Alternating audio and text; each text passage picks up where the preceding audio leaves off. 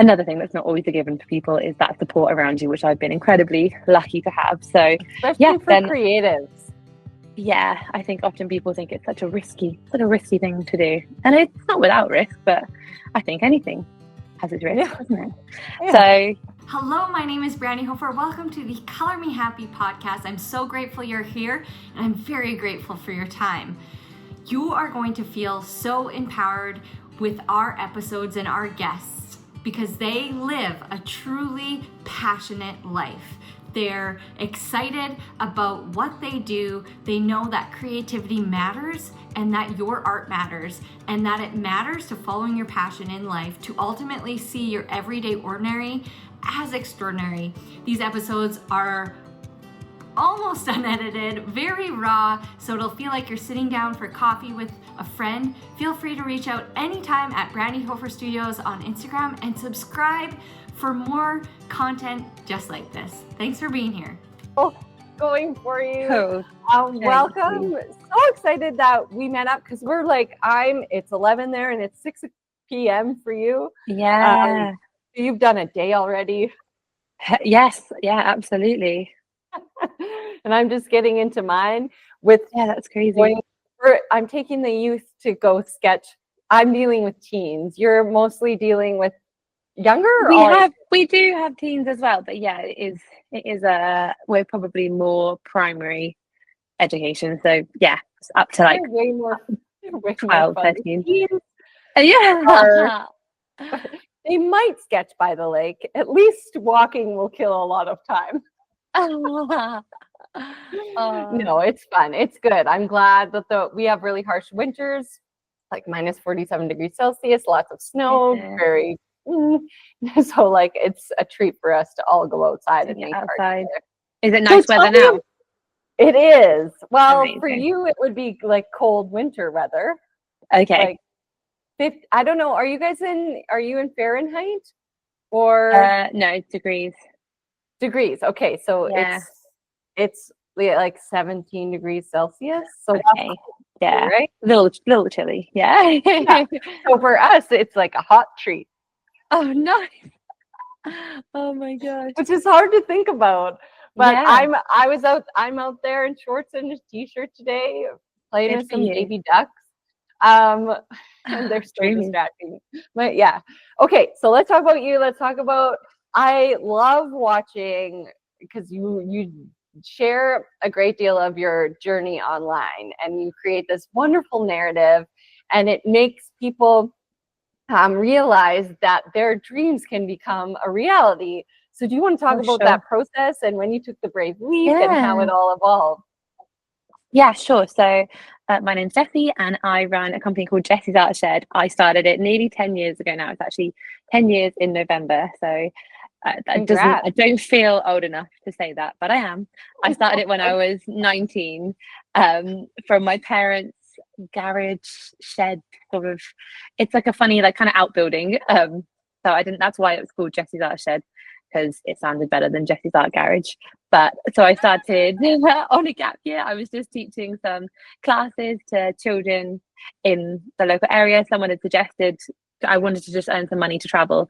Someone suggested, why don't you do some tutoring? Because I'd done, and it's called an art foundation diploma. I don't know if you guys have that, whether that's something that you guys do, but it's like a 1-year course. And it's one of those things that you do before you go to study art at uni, because it really helps you decide what kind of area of art you want to go into. So I loved that course, but then I took a gap year to travel and started tutoring a little bit here and there on the side just because someone had suggested it to me, and then it grew slowly but surely. I don't think I took it seriously and probably for quite a while, because I really just saw it as something that I was really enjoying for now.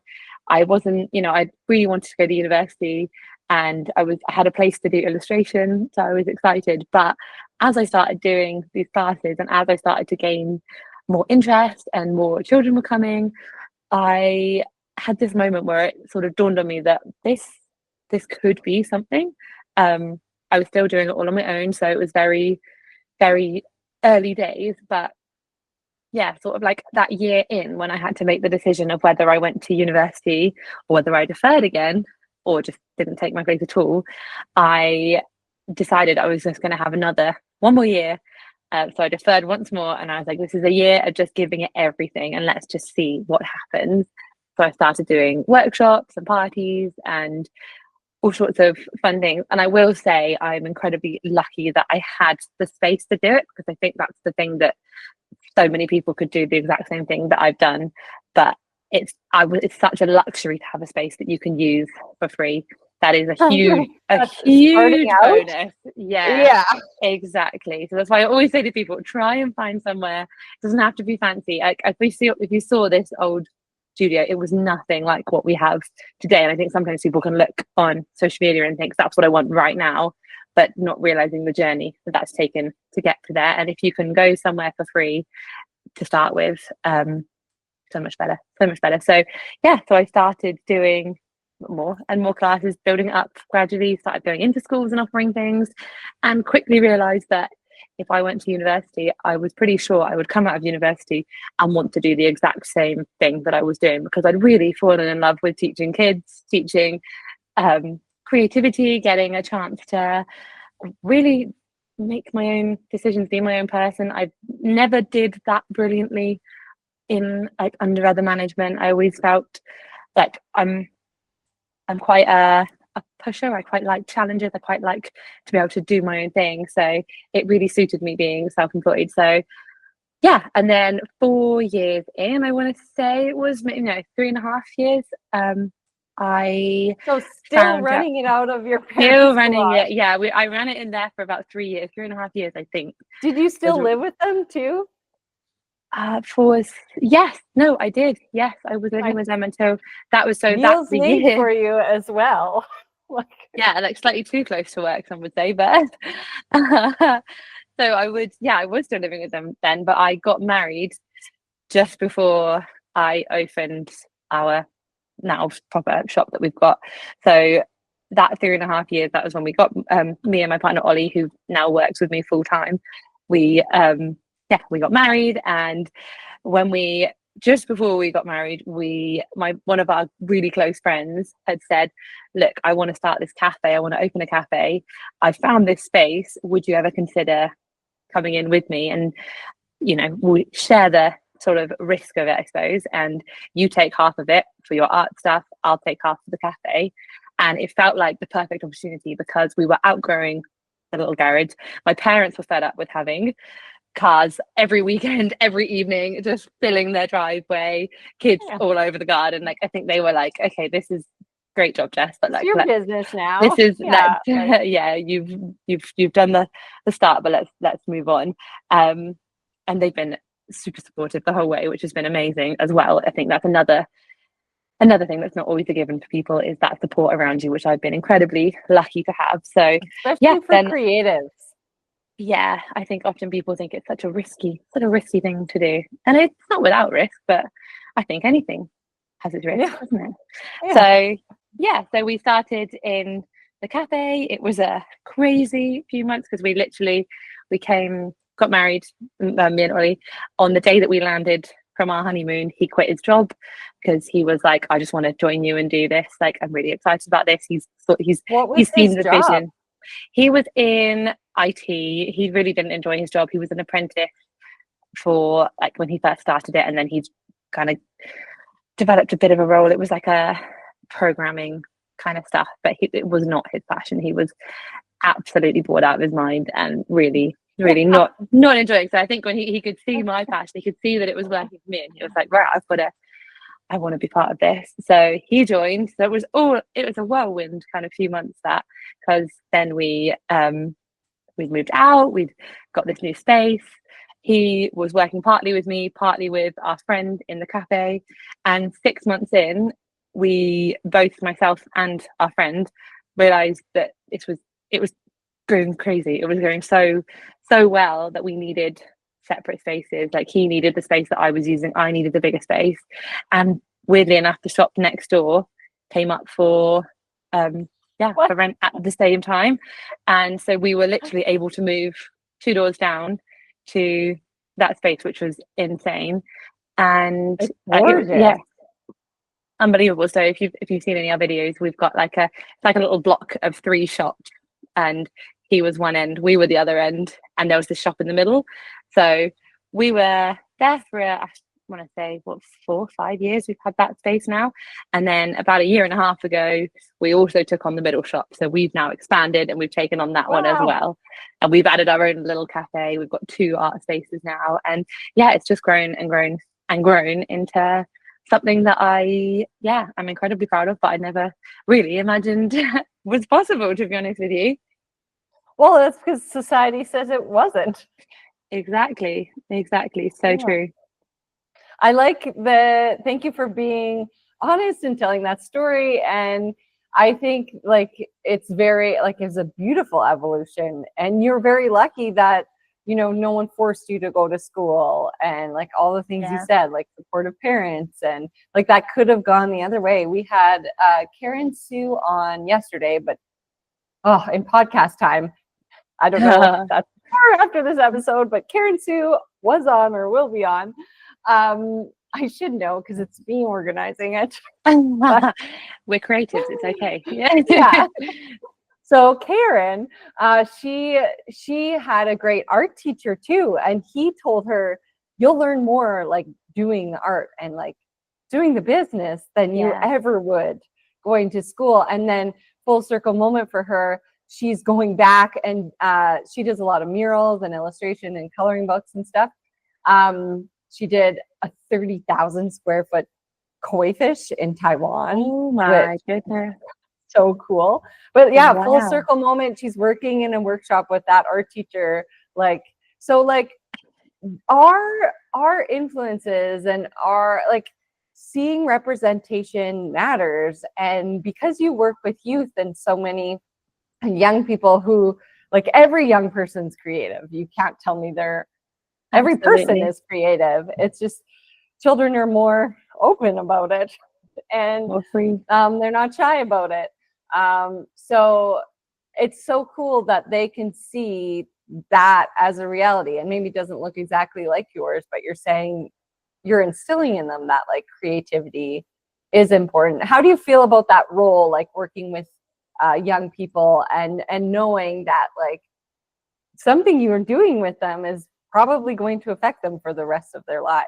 Yeah, I think it's one of those things that schools, I don't know if it's the same where you guys are, but schools just are cutting out art out of their curriculum more and more. It's the first thing to be axed from the week. So we'll have some of our students will come in and they haven't done art for 2 weeks at school, and if they have, it's like a bit of coloring or a bit of nothing that's really make this them. Like this from start to finish, and exactly everyone finishes. Exactly. Oh, my worst thing is I get it, like teachers are overwhelmed and they don't have the funding or the space or the resources to like not do that. But I always arrive at the school and I'm like, I don't know which one's my kids, because there was no room for their personality in this project, and that's what art is for.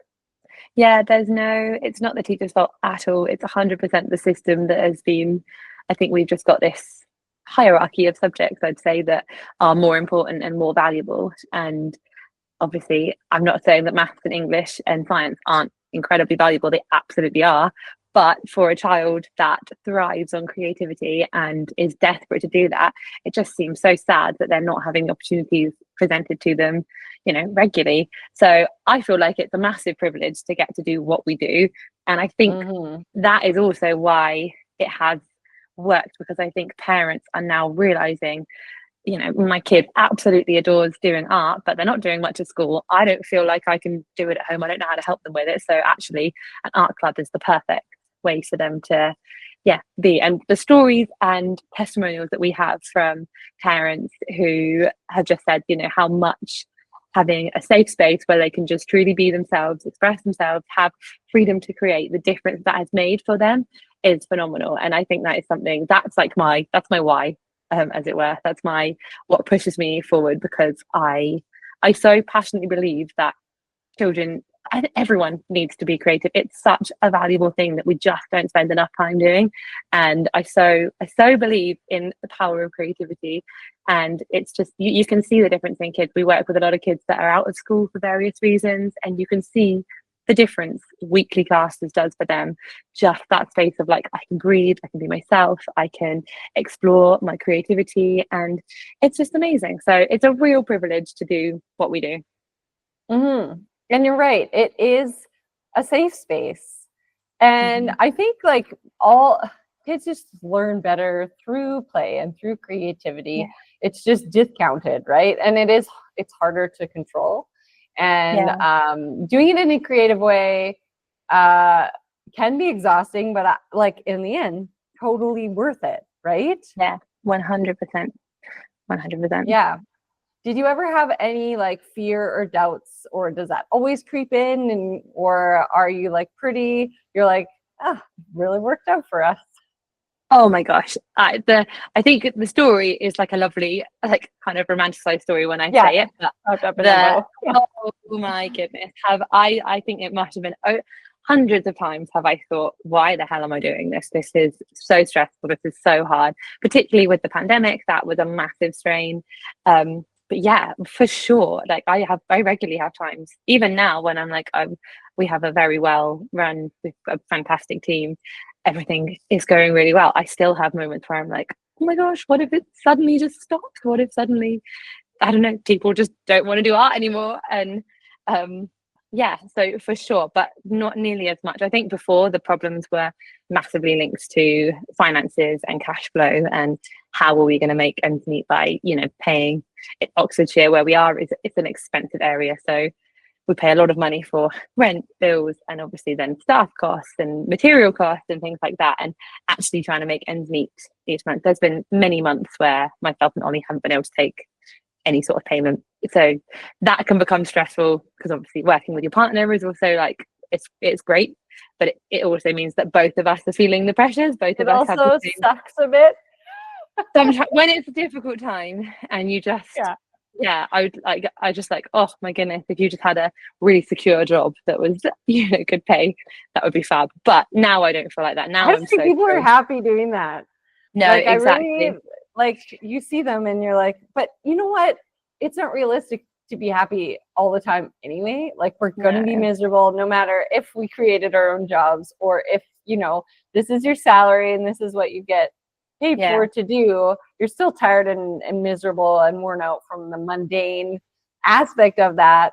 But like, there's also, the creative, when you are in your own business, which I also am like you, I'm like, I like, with your brain, you see possibility and flexibility, and you see the potential in doing it one way, where, and if you have to answer or explain that to people, it's draining and frustrating. Like, it's really challenging. You're like, oh, I promise this will be good. Just trust me. Yeah, so true. Like, just trust me. This will be awesome. I swear. And so that can be really, really draining. But like the contracting or like if you have to have an X number of students or whatever, I find those those stresses very daunting, right? Yeah. Like, I want to do retreats, but I'm like, you have to fill 16 to 18 spots, and like, people pay $5,000 American to be, I'm Canadian, by the way, American to do it. Can I do that? But I really want to teach a retreat in France. Like, so I think like, it's risk though, isn't it? Like, it is just constantly taking risks, and I do think you have to have an element of you that kind of thrives in the risk. Like, I feel like I'm quite just jump right in and just hope the best sort of. Yes. And I got invited to New York. Got invited to New York to exhibit, and I was like, oh, I really, with the Art Queens, it's like a art community, and it got started during the pandemic, and there are all these amazing women, and I was like, oh yes. Yes. And I had just gotten a new Mac, and when you have a MacBook for editing photos, video, it's like the best MacBook you can get. So it's not like a small invest. I had just got a new phone for videoing and a new MacBook, and I was like, so that was it. And so I had zero left for New York, right? Which I didn't know New York was going to be. And ended up being, which I didn't do the math, it ended up being $10,000. And so, but honestly, I just was like, I'm going, and Or you take the make it work. opportunity. And my other friend, Jessie, she shared my portrait class on her thing, and then it sold enough classes, and I was like, I'm going. That's amazing. That was it. That is amazing. So yeah, it is true. Like, if you do want it, if you're like heart, head, and gut are like working together, like, oh, I really like that, go with it. Yeah, definitely. I think you figure it out. Yeah, I think it's calculated risk. It's not just being stupid and going yes to everything, but it's also an artist with a big audience. Like, it's in the realm of possibility. I wasn't like in finance, and I was like, I'm going to teach some art retreats. I'm sure my finance friends will come with me to France. Yeah, exactly. Right? Yeah, I think if people are slightly realistic with their ambitions and dreams, but you can problem solve with that, like, creative, we can think of things out of nothing, and that is probably one of the most valuable commodities. Yeah, for sure. And I think people don't really realize that it's a possibility to do a career that you enjoy as well. I think often it's too risky to change your career, isn't it? You're in a career path, and it is too risky to just jump, but it could be the best thing you ever do. Oh, yeah. Beautiful. I have one final question for you, sponsored by Red Bicycle Communications. If you had unlimited funds for your community for one day, what would you do? Oh my goodness. So we're in a village. We're in like it's quite a big village. So I think it's about 5,000 or 6,000 people. So it's quite large for the UK. I think, and we do an event already that's it's called a social craft club on a morning where people could just come for free and get to take part in just, pick up some stuff they want to do, and they can bring projects, they can bring their knitting, they can bring whatever they want. And I think I would do more of that. I would want to be able to have a space, I don't know, somehow have more. If we had more funds for a day, we could have people working longer, and we could have more stuff going on all the time. We do a lot of free art days, so people just come for free to get to experience stuff. So more of that kind of thing, I would say, just to make it accessible for everyone. So it's not just something that people who have got money can afford to do. Yeah. Making art accessible, which is true, right? Like, and when people have these resources, like, then they see the power in it, and then they kind of like believe in and invest in themselves. Like, 100%. I always read this book, and it's like, you can give someone bread and then they'll eat for like a little bit, but if you inspire them through example, that's more powerful. So when people, like, some people aren't in the position to believe in themselves yet, or feel that empowered to like inspire others, like they're not their best selves yet. So that makes it impossible because they're in like this zone, right? But if they see someone stepping into what they could be or their potential, I think that's really, really powerful, right? I think it inspires people. It makes people think, oh my gosh, someone else is doing that, so it could be possible for me. And that's a huge part of my mission as what I do, is that I want to show people that it's possible to have not just like a make ends meet career, like a career that actually brings you money and that you actually can live a really lovely life on. And there's so much potential and so much possibility. And I think that's something, I'm only realizing it myself now. I think I'm only realizing, oh my goodness, I can create a life running this business. It doesn't have to be, taking over my 24/7 every moment. Don't get me wrong, it does a lot of the time, but I'm developing like a bit more of a balance and realizing, I think I sell a lot of digital products now and helping other people to do the same thing.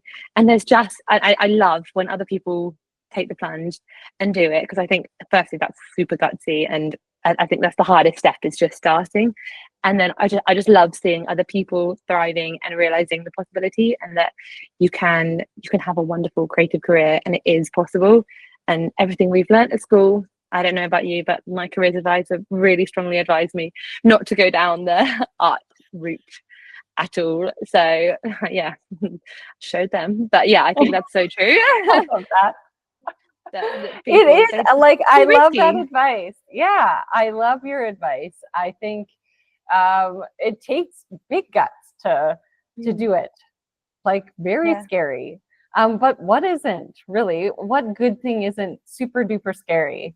And it's not easy, but it will pay off because you're like, do I want to be stuck doing this other thing? Absolutely not. And I did 40 hours a week for 4 years in marketing and hospitality. It was kind of like a jack of all trades job. They were like, you can do this, this, and this. And I was like, I can. But it was in performing arts theater.